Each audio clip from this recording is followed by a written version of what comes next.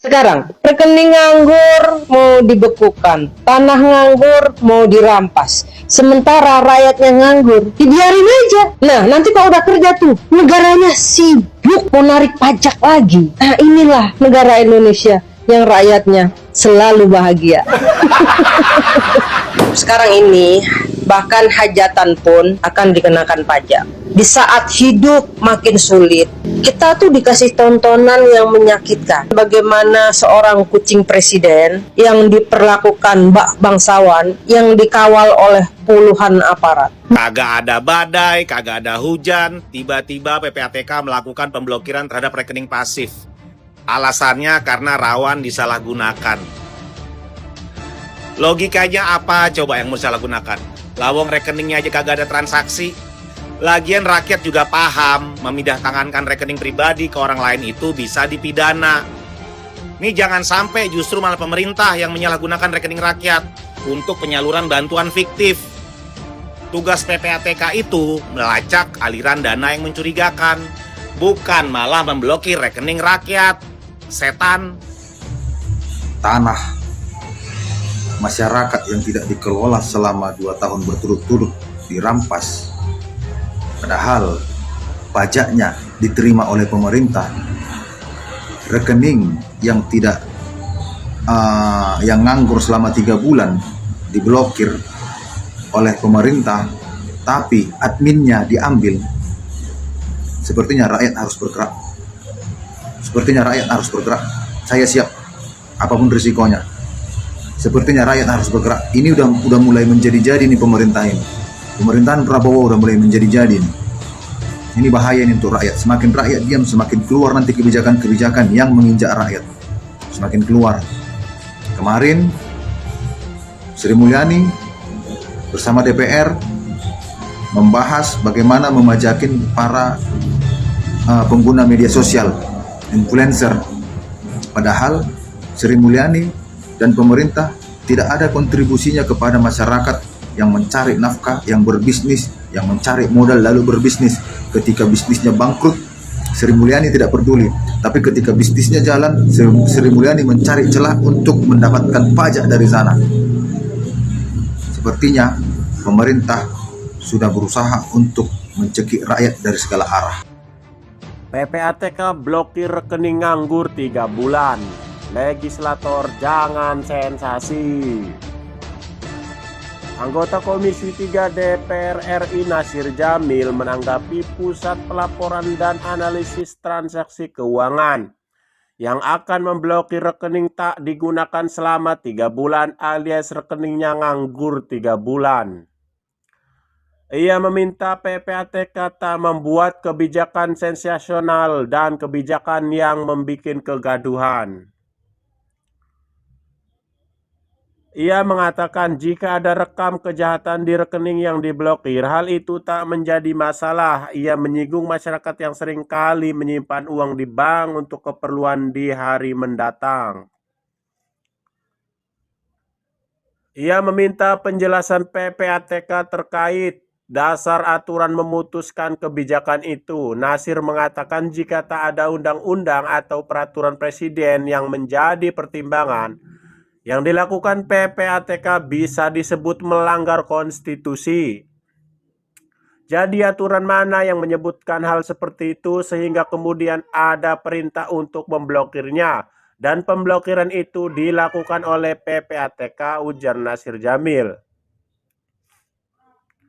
Ia menyebutkan harus ada penjelasan detail terkait bentuk transaksi dalam rekening yang akan diblokir. Dia menilai kebijakan PPATK membingungkan dan semestinya ditinjau ulang, jangan gegabah.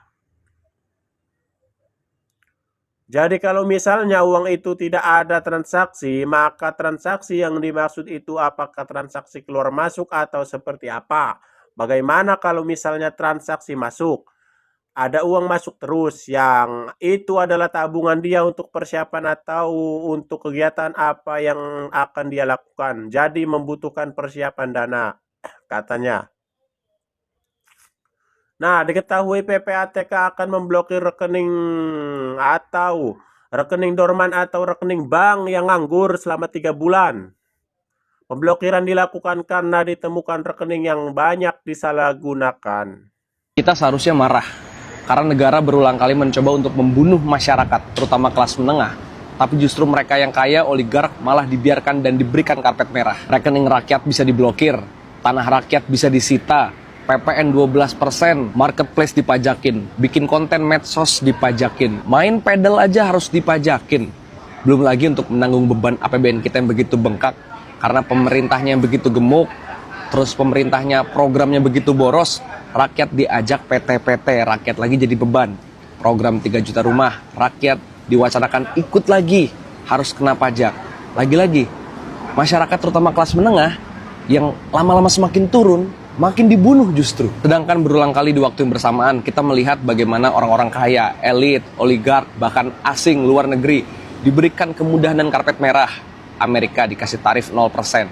UMKM kita jelas terancam.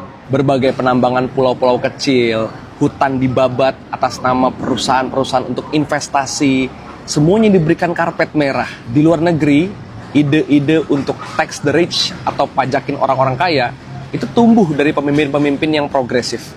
Di kita, orang-orang kaya justru diberikan gelar-gelar haji lah, 9 naga lah, apalah. Bukannya justru malah diberikan tanggung jawab yang besar. Lagi-lagi, ketika ada program yang begitu besar kayak MBG, kayak IKN, rakyat lagi ujung-ujungnya yang disuruh PT-PT, membebankan lagi-lagi kelas menengah. Buku The State in Capitalist Society bisa menjelaskan hal ini. Negara kita ini memang sudah mengarah kepada perlindungan dan pelayanan kepada orang-orang kapital. Padahal sebetulnya Pancasila kita itu lebih sosialis, keadilan sosial, bicara soal kemanusiaan adil dan beradab, dan lain sebagainya. Tapi di mana wujud Pancasila?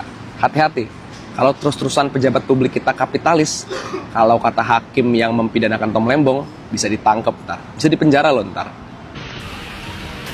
Menang banyak dia, gila.